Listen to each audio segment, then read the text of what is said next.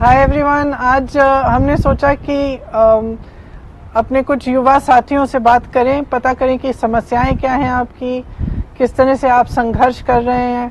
आप सबने देखा होगा कि कल परसों जो एनटीपीसी परीक्षा के लिए जो प्रदर्शन हुए थे उनको किस तरह से दबाया गया। स्टूडेंट्स की क्या चाहत है, क्या मांग है, क्या आशाएं हैं। अगर सरकार आती है तो आप कैसी आशा रखते हैं उससे, और जो सरकार अभी मौजूदा सरकार है उसके बारे में आपका क्या व्यू है, क्या आपको सपोर्ट मिला है, आपकी जो महत्वाकांक्षाएं हैं, आपकी आशाएं हैं, वो आप सोचते हैं कि आप पूरा कर पाएंगे इन परिस्थितियों में, और किस तरह हम आपकी मदद कर सकते हैं। तो हमने सोचा कि आज आपसे चर्चा हो। और मैं सबसे पहले तो आप सबको बहुत बहुत धन्यवाद देना चाहती हूँ कि आप यहाँ आए हो मेरे से बात करने के लिए। और थोड़ा मुस्कुरा लो शाय मत हो, खुल के बात करो। मेरे भी बच्चे, मैंने आपको बताया, और घर में हमेशा कम से कम 10-20 बच्चे रहते हैं। सब खुल के बोलते हैं, उल्टी सीधी बातें भी बोलते हैं, जो मन में है वो कहना है, ठीक है। और मैं आपको बताना चाहती हूँ कि आपने शायद देखा होगा कि हमारा एक ये भर्ती विधान निकाला है हमने। ये क्या, इसकी सोच क्या थी।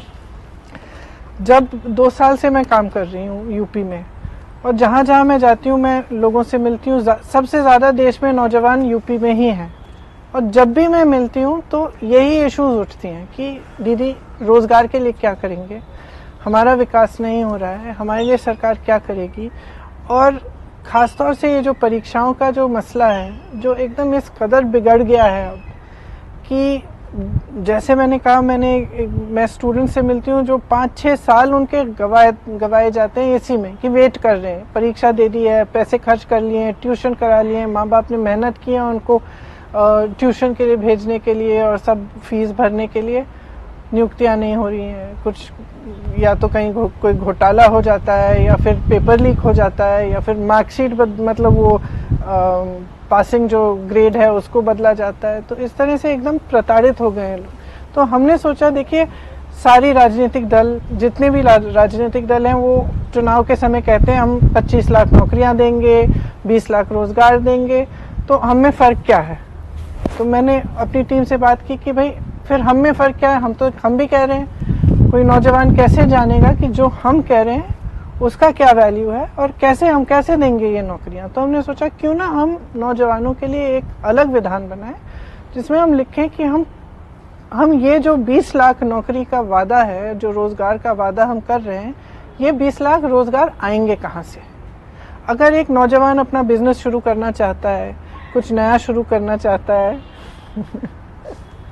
मैं तुम्हें स्माइल करा के ही भेजूंगी यहाँ से तो उसकी हेल्प कैसे करेंगे।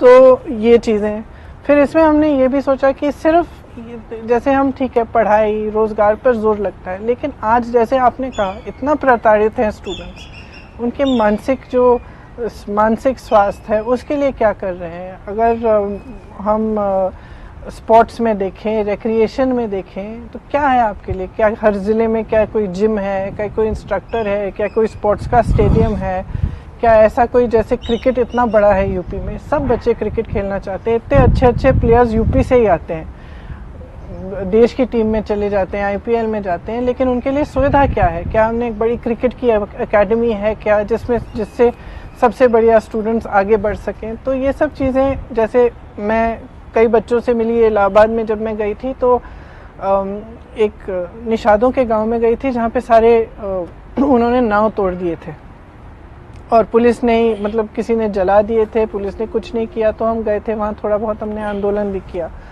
वहाँ पे जब मैं नौजवानों से मिली तो पता चला कि जो पहले अधिकार होते थे नदी पे, जो पहले उनका हक होता था, जैसे खनन, जैसे नाव चलाने का, जैसे कुछ भी, जो भी जॉब्स उनको मिलते थे अब नहीं मिल रहे हैं। सबसे अच्छा तैरना उनको आता है, सबसे अच्छा जैसे नाव चलाना उनकी क्षमता है, उसके लिए सरकार क्या कर रही है। तो फिर हमारे माइंड में आया कि क्यों ना, क्योंकि देखिए अगर जैसे तैरना, डाइविंग इनको आता है, करते हैं, और अगर कोई जैसे गंगा में अगर कोई डूब रहा है तो हमेशा यही लोग जाके उसको बचाते हैं, क्योंकि इनमें ये हुनर है।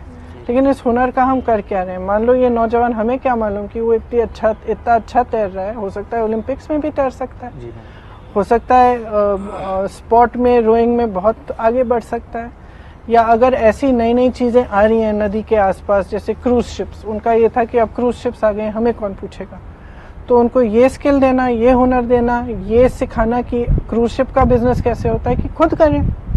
तो ये सब चीज़ें सोचने के लिए एक सरकार की नीयत चाहिए, ठीक है, कि नौजवान है, ठीक है, यहाँ पे ये नौजवान है, इसका हो सकता है ये हुनर है, इसको हम आगे कैसे बढ़ाएं, इसके लिए हम क्या करें।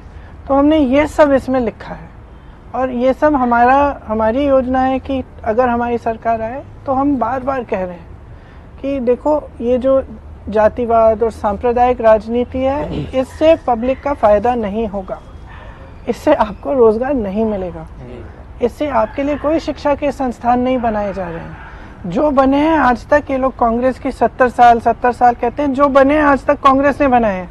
IIT लीजिए, जितने भी लीजिए, बड़े बड़े हॉस्पिटल लीजिए, किसने बनाए? आज होते ही नहीं, क्योंकि इन्होंने तो बनाया नहीं है, 7 सालों में इन्होंने कुछ बनाया नहीं है। हाँ, जैसे आप कह रहे थे इससे पहले कि बेच जरूर रहे हैं। अब आप सबसे बात की, आपने कहा रेलवेज की बात की, NTPC का एग्जाम है, अब रेलवेज को आप प्राइवेटाइज करेंगे तो क्या होगा? तो इसी तरह से जो सारी कंसिडरेशन है हमने इस विधान में डाली है। मैं सबसे आग्रह करना चाहती हूँ कि पढ़िए, आप जितने भी नौजवान हैं आप पढ़िए, क्योंकि देखिए शक्ति एक्चुअली आपके हाथों में है। आप कह रहे थे आपको भय है, डर लग रहा है, प्रदर्शन नहीं कर सकते, ये लोकतंत्र नहीं है। लोकतंत्र में सबसे बड़ी शक्ति आप ही के हाथों में है। अब उस शक्ति को आप समझेंगे और उसको ठीक से इस्तेमाल करेंगे, तभी आप आगे बढ़ पाएंगे। क्या हो रहा है कि देश में ये ऐसी राजनीति फैल रही है जो चुनाव के समय आपको बहकाने का काम करते हैं।